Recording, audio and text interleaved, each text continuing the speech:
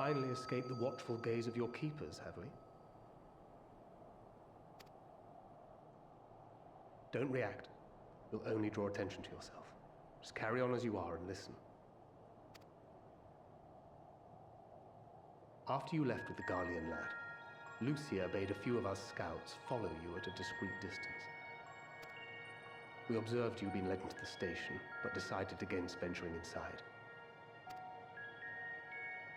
When you emerged sometime later, and we saw that the twins were sporting Magitech collars, it was clear what had taken place. Now, as quietly as you can, tell me everything.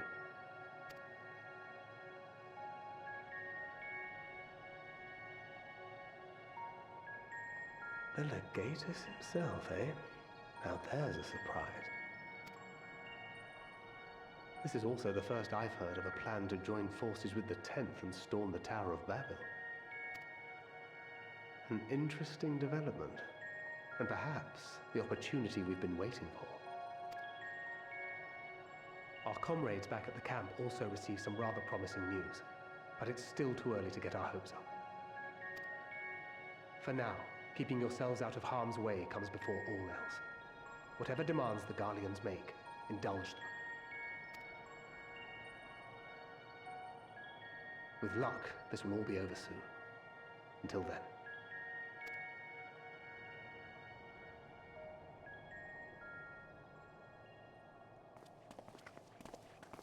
They had not gone far. We searched high and low, but no luck, I'm afraid. I might have guessed you'd be the only one to find anything. I wasn't expecting much to begin with. Eventually, there will be nothing left out here for us to safely salvage. For now, this will have to suffice. We should return to the station.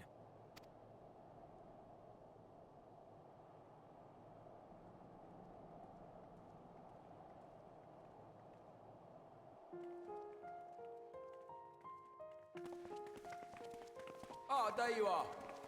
Heard you'd gone hunting for ceruleum above ground. Brought back a king's ransom? Hardly. But thanks to these three, we have enough to last a little while longer. Well, well. It's not at all as I was expecting, these ones. And for savages, they seem positively docile.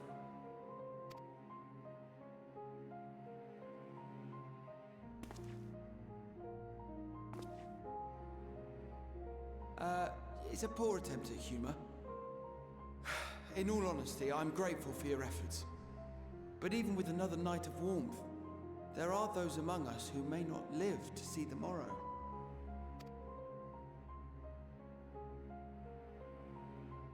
I trust your expedition was fruitful. Lord Quintus!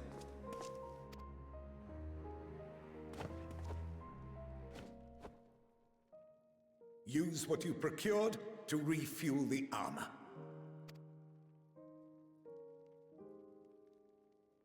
But, sir, what about the heaters for the camp?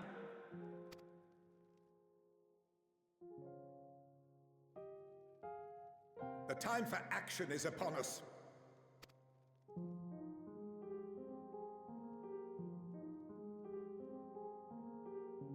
My men and I have matters to discuss.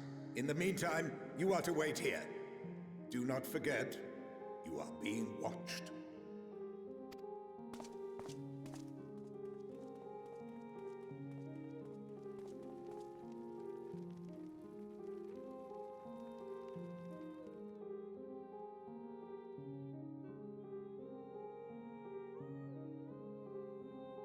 The time for action.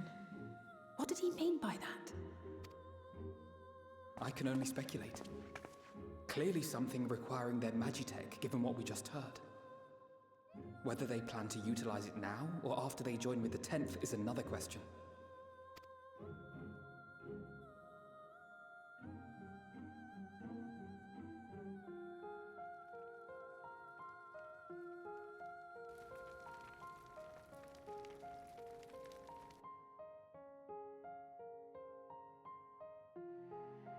Will they ever escape this cult?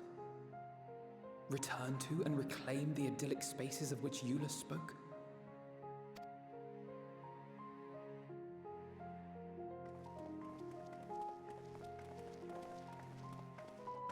Finished your war, Council?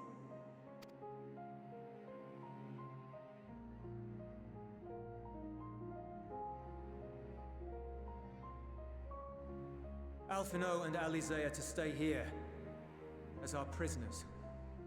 They will be released once your comrades have relinquished their supplies and withdrawn from Garlean soil. Until our terms are met, they will be detained at a separate location.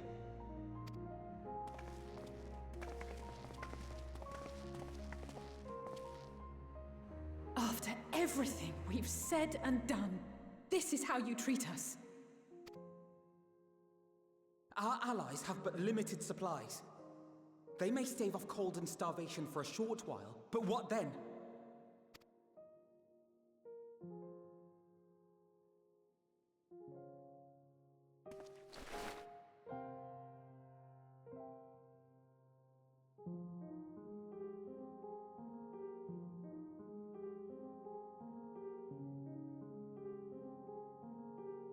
For now, keeping yourselves out of harm's way comes before all else. Whatever demands the Garleans make, indulge them.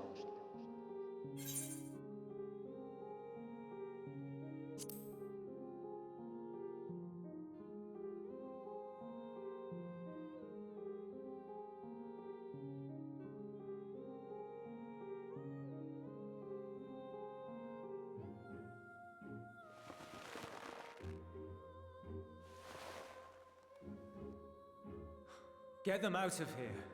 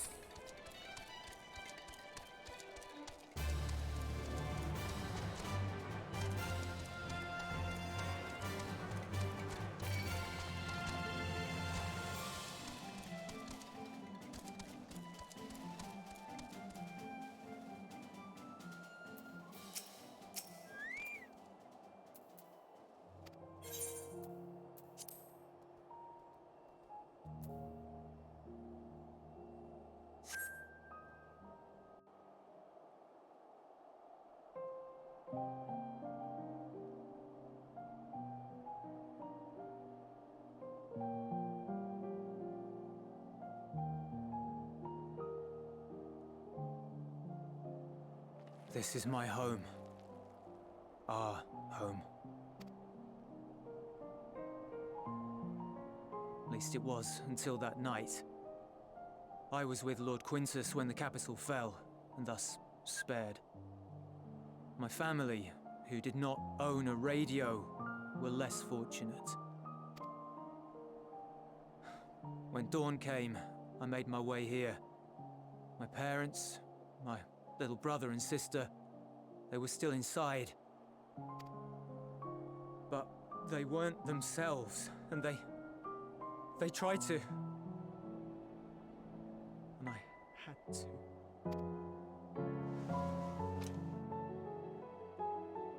I'd promised to take them away from the capital that very morning, to somewhere safe, to hide until the fighting...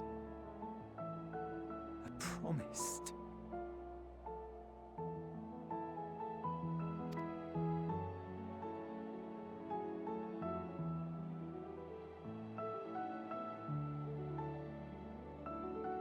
The Garlean flag bears a chain, the bonds between our countrymen. A red link at its center. The blood of the fallen. Our loved ones who lived and died for Garlemald.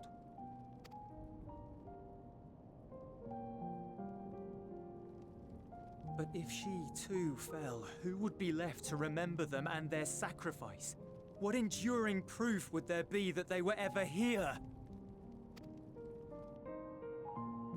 If we had turned to your gods, would they have saved us?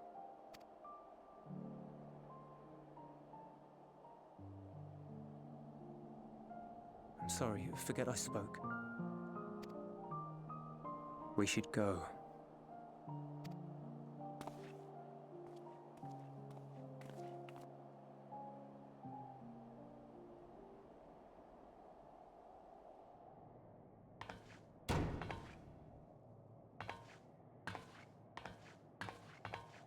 It's no use.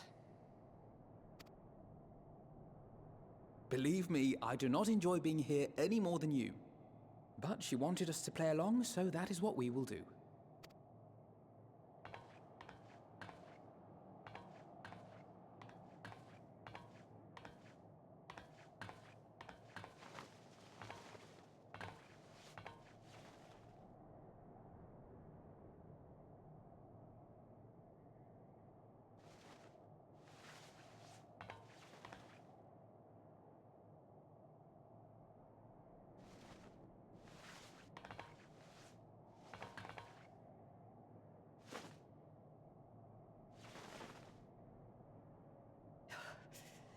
So cold.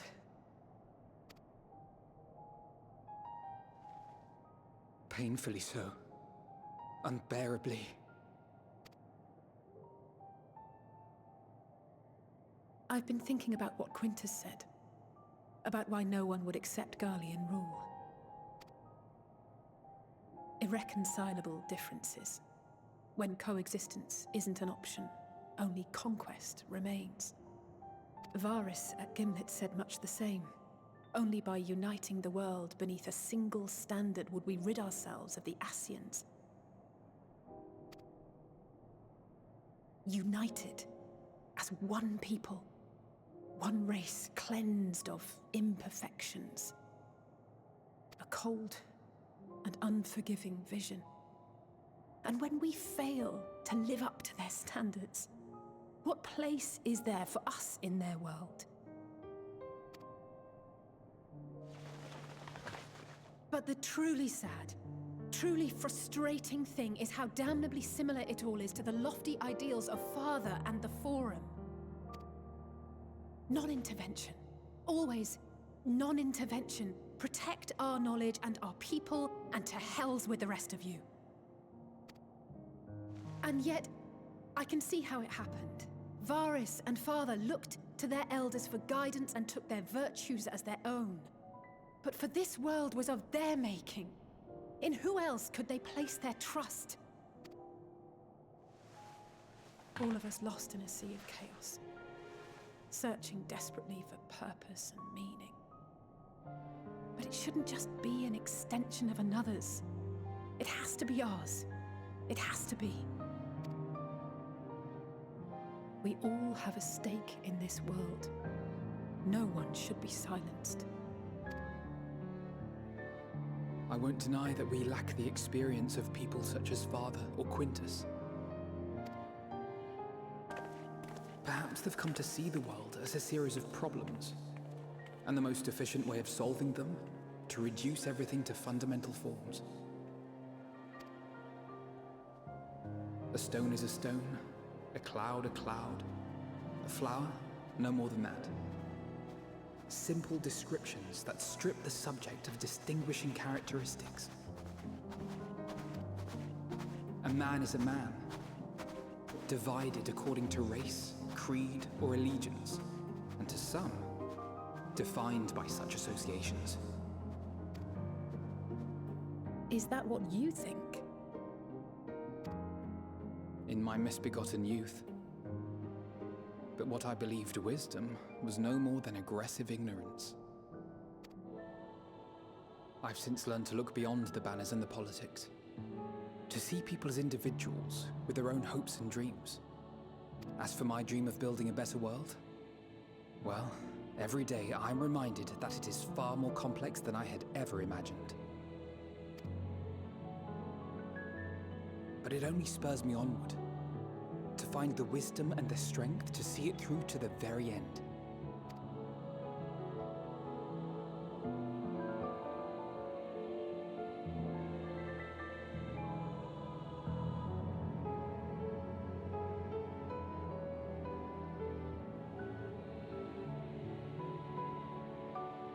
All of our supplies and an immediate withdrawal.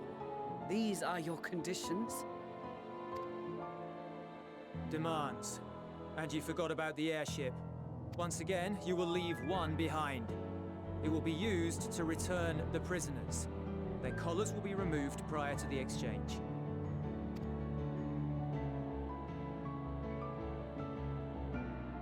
So in the end, not even Father's expertly worded rhetoric could deter you from your chosen course. Huh? Not that I thought for a moment that it would. I've no love for violence, of course, but ours is a cause worth fighting for. I just wish he'd realize it too. Sometimes the only way to protect the ones you love is to take a stand, to refuse to suffer in silence. I want you to know I share your conviction. Whether it be on the battlefield or in the debating chamber, I won't back down. I guess what I'm saying is...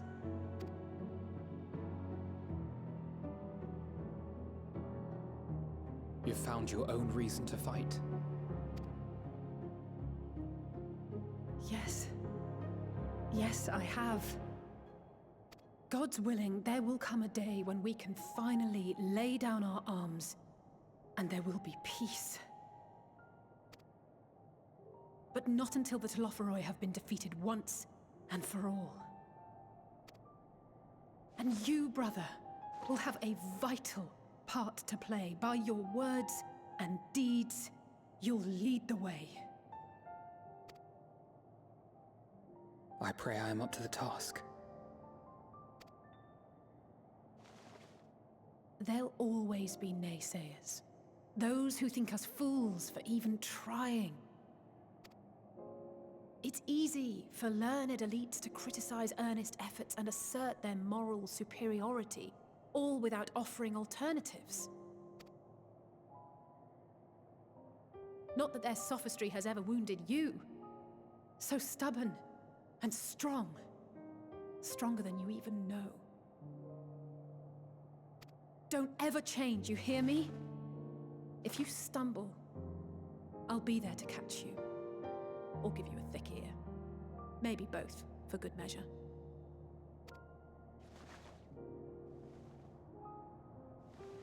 Thank you, Alice.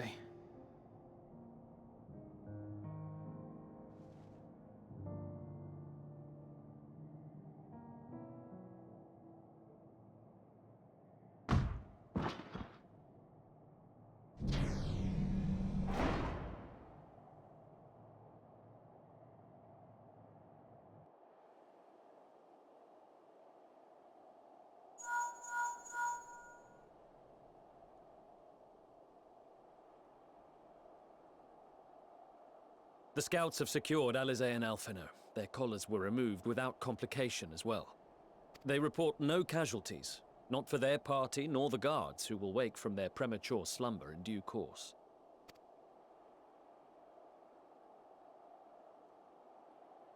It would appear the situation has changed. I propose new terms. We have information that will be of great interest to Lord Quintus, and I wish to speak with him in person.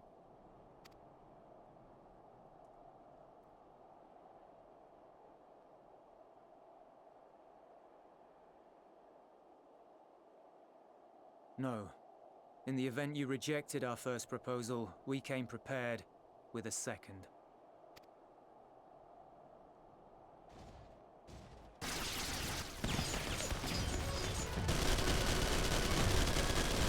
Ambush!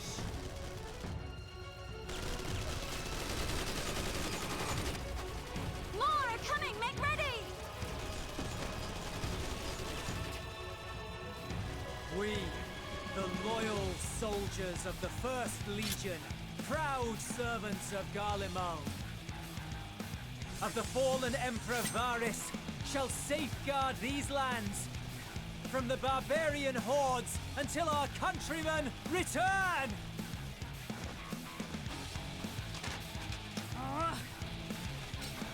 Stop, both of you!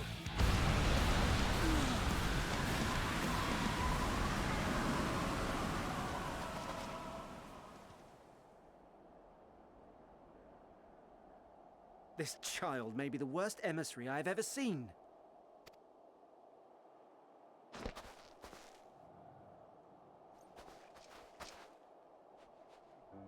We received an urgent communication from the Grand Company of Eorzea. Envoys from the Imperial army, led by members of the 10th Legion, came to Alamigo and requested an audience. They explained that their efforts to coordinate the reclamation of the capital with the aid of the 4th, 5th, 8th, and 12th had ended in failure. Communication between most legions has broken down entirely.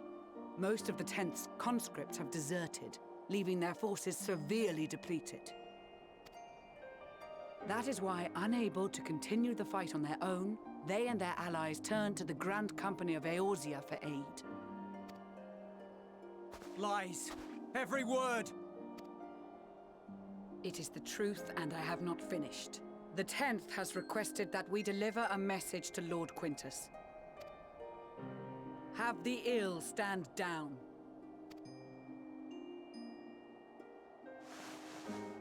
You have been listening, my lord? What are your orders?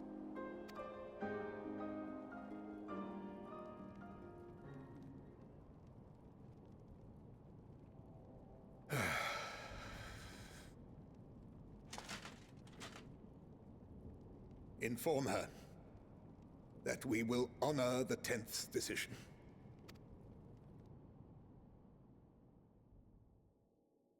Bereft of hope, and now dignity.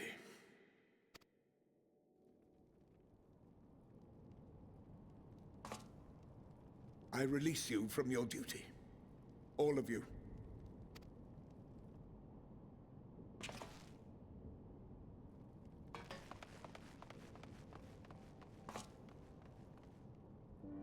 I take solace, your radiance, in the knowledge you are not here to witness our debasement. 'Twas a grand, glorious dream we shared.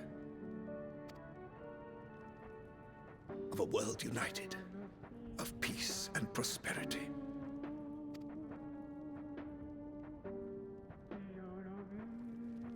We are ghosts, you and I, memories of days gone by. Bonds forged in blood that I will not see tarnished.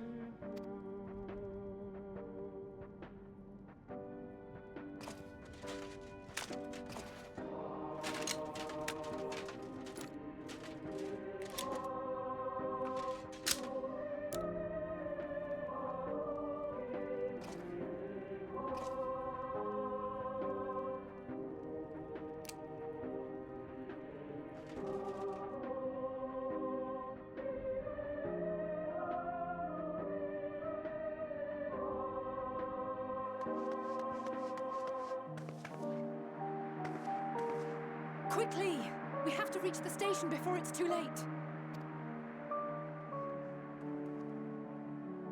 If there is still a chance that Quintus will agree to a truce, we must take it.